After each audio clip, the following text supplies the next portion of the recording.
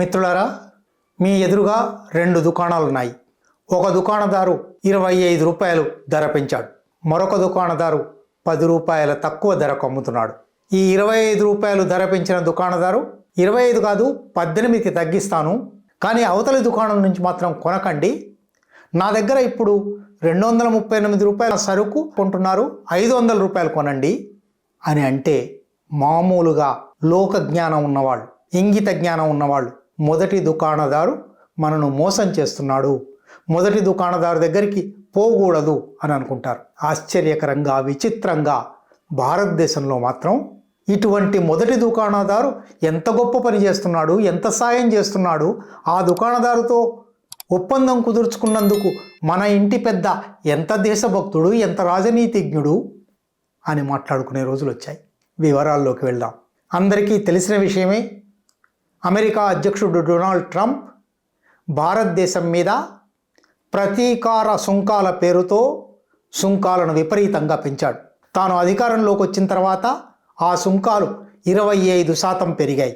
అవి మాత్రమే కాకుండా రష్యా నుంచి తక్కువ ధరకు చమురు వస్తుంది గనక, ఆయిల్ వస్తుంది గనక, రష్యా నుంచి కొంటున్న భారత ఆర్థిక వ్యవస్థ మీద ప్రతీకారంగా మరొక 25% సుంకం వేస్తాను అని 50% సుంకాలు చేశాడు.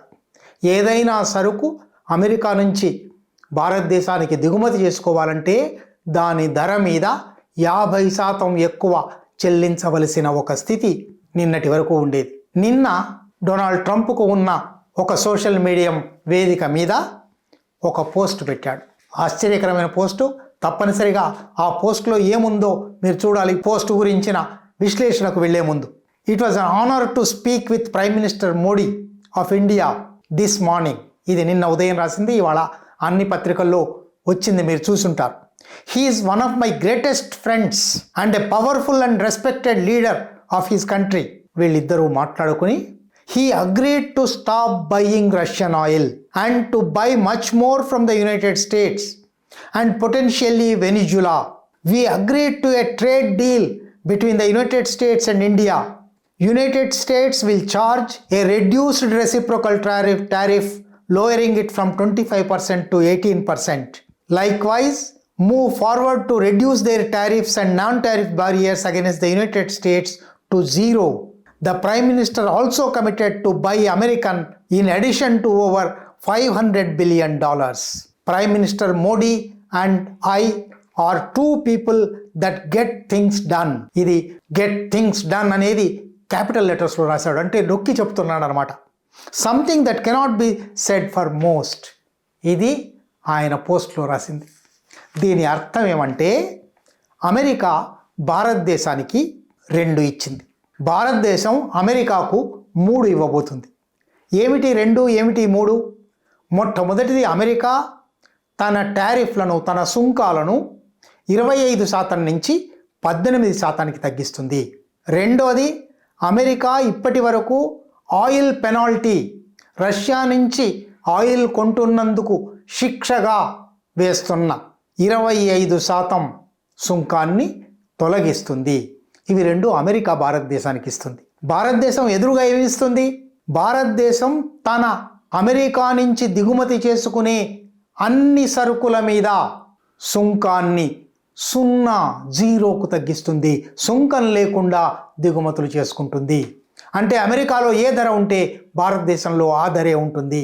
ఈ మాట వినగానే, అబ్బా, భారతదేశంలో అమెరికా సరుకులన్నీ వచ్చేస్తాయి, చాలా చౌకగా వస్తాయి, అమెరికాలో ఏ ధరకు ఉందో అదే ధర భారతదేశంలో కూడా ఉంటుంది, అదనంగా సుంకం ఉండదు అని అనుకోవచ్చు. కానీ దానికి ఒక కిటుకు ఉంది.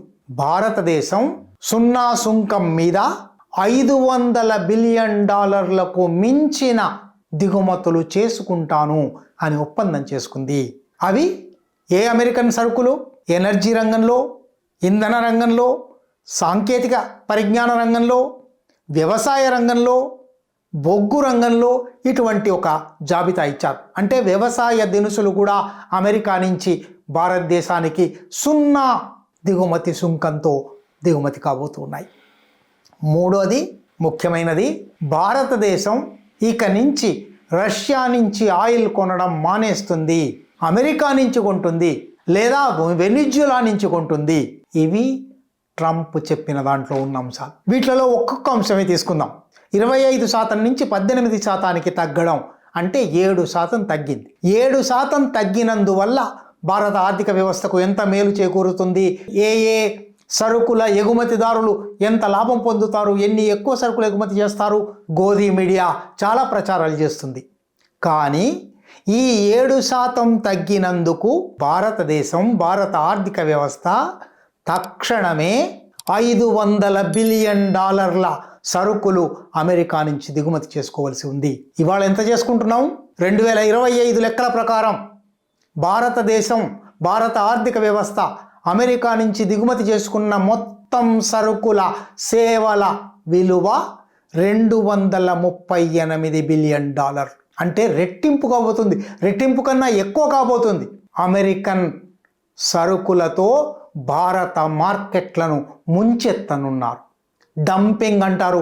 అంతర్జాతీయ వాణిజ్యంలో డంపింగ్ జరగబోతుంది 0% సుంకంతో. ఇందువల్ల భారత ఆర్థిక వ్యవస్థకు ఒరిగేదేమీ లేదు.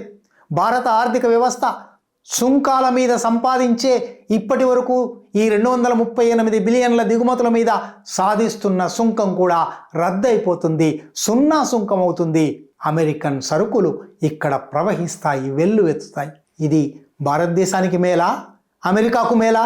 అమెరికన్ పరిశ్రమలకు, అమెరికన్ పారిశ్రామికవేత్తలకు, అమెరికన్ వ్యాపారవేత్తలకు విపరీతంగా తమ సరుకులు ఉత్పత్తి చేసి అక్కడ నిరుద్యోగాన్ని తగ్గించి, అక్కడ పన్నులను తగ్గించి భారతదేశం మీదకి తమ సరుకులు డంప్ చేయడానికి ఒక ఒప్పందాన్ని నరేంద్ర మోడీ డొనాల్డ్ ట్రంప్తో టెలిఫోన్ సంభాషణలో అంగీకరించాడు. ఇది మొదటి అంశం. జీరో టారిఫ్ వల్ల భారత ఆర్థిక వ్యవస్థకు ఇప్పటికి వస్తున్న ఆదాయం కూడా తరిగిపోతుంది. వీటికన్నా మించినది, ఇక నుంచి రష్యా నుంచి ఆయిల్ దిగుమతులు ఉండకూడదు. రష్యా నుంచి మనం దిగుమతి చేసుకుంటున్న, భారత ఆర్థిక వ్యవస్థ దిగుమతి చేసుకుంటున్న ఆయిల్ ఇవాళ అంతర్జాతీయ మార్కెట్ కన్నా, అమెరికన్ కంపెనీలు విధించే ధర కన్నా బ్యారెల్కు $9 నుంచి $10 తక్కువకు దొరుకుతుంది. ఇక నుంచి ఈ తక్కువ ధరకు దొరికే ఆయిల్ మానేసి $9-10 మించిన ఎక్కువ ధరకు అమెరికా నుంచి కొనుక్కోవాలి, వెనిజులా నుంచి కూడా కొనుక్కోవచ్చు అంటున్నాడు. అంటే వెనిజులాను ఆక్రమణ అయిపోయింది. నిన్నటి వరకు ఏం చెప్తున్నాడు, అక్కడ తమ ప్రభుత్వమే సాగుతుంది, మా జోక్యం లేదు అని అన్నవాళ్ళు ఇవాళ వెనిజులా నుంచి కూడా కొనుక్కోవచ్చు అని అంటూ ఉన్నాడు. ఇది మాత్రమే కాదు, దీంట్లో మరి 2-3 విషయాలు కూడా ఆలోచించవలసినవి ఉన్నాయి. అసలు ఒక దేశం మరొక దేశం మీద పెనాల్టీ విధించడం ఇది. ఎందుకు పెనాల్టీ విధించారు? ఈ పెనాల్టీని ఇప్పుడు ఎత్తువేస్తున్నాను అంటున్నాడు. మనకు తక్కువ ధరకు దొరికిన చోట, మనకు వీలైన చోట, మనకు అంగీకారయోగ్యమైన వ్యాపారవేత్త నుంచి కొనుక్కున్నందుకు మరొక వ్యాపారవేత్త మన మీద శిక్ష వేస్తాడా, జరిమానా వేస్తాడా? ఆ జరిమానా ఎత్తివేయడం దేశభక్తి అవుతుందా? ఆ జరిమానా ఎత్తివేయమని అడగడం ఎంత గొప్ప పని చేశాడు అని వాళ్ళ గోధి మీడియా రాస్తూ ఉన్నది. ఇది మాత్రమే కాదు, ఇంకొక విషయం కూడా ఉన్నది. Prime minister Modi and I are 2 people that get things done. ప్రధాని మోడీ, మేమిద్దరమే పనులు జరిగేలా చూసేవాళ్ళం. Something that cannot be said for most. చాలా మంది విషయంలో ఇది ఇట్లా అనడానికి వీల్లేదు. అంటే వీళ్ళిద్దరే పనిమంతులు, వీళ్ళిద్దరే మునగాళ్ళు. ఈ మునగాళ్ళు భారతదేశానికి చేసిందేమిటి, భారత ఆర్థిక వ్యవస్థకు చేసిందేమిటి? ఎంత మోసం, ఎంత దౌర్జన్యం, ఎంత బలవంతపు అంటగట్టడం, డంపింగ్. ఇవన్నీ ఇంకా విచిత్రమైన విషయం ఉంది. ఇదంతా ట్రేడ్ డీల్ అంటున్నాడు, వ్యాపార ఒప్పందం.